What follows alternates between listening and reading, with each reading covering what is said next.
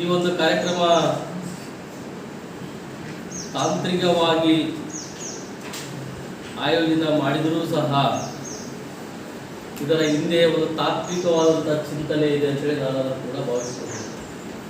ಯಾಕೆಂದರೆ ಇವತ್ತು IPSC ನಮಗೆ ಏನೋ 10ನೇ ತಾರೀಕು ಡೆಡ್ಲೈನ್ ಕೊಟ್ಟಿದೆ, ಕಾರ್ಯಕ್ರಮ ಆಯೋಜನೆ ಮಾಡಿದ್ದೇವೆ. ಆದರೆ ಅದು ತಾಂತ್ರಿಕವಾಗಿ ಆದರೂ ಅದರ ಹಿಂದೆ ತಾತ್ವಿಕತೆ ಆಗಿದೆ ಅಂತ. ಯಾಕೆ ವಿದ್ಯಾರ್ಥಿಗಳ ವ್ಯಕ್ತಿತ್ವದ ವಿಕಾಸದ ದೃಷ್ಟಿಯಿಂದ ಇದು ಮಹತ್ವದ ಕಾರ್ಯಕ್ರಮ ಅಂತೇಳಿ ನಾನು ಕೂಡ ಅಂದ್ಕೊಂಡಿದ್ದೆ.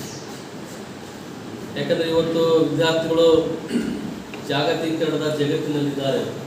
ಜಾಗತೀಕರಣ ಅಂತಂದ್ರೆ ಒಂದು ರೀತಿಯ ಸ್ಪರ್ಧೆ ಅದು. ಸರ್ ಹೇಳಿದ್ರಲ್ಲ, ಇವತ್ತು ಕಾಂಪಿಟೇಷನ್, ನೇರ ಕಾಂಪಿಟೇಷನ್ ಇಲ್ಲ, ಕಟ್ ಥ್ರೋಟ್ ಕಾಂಪಿಟೇಷನ್ ಇದೆ.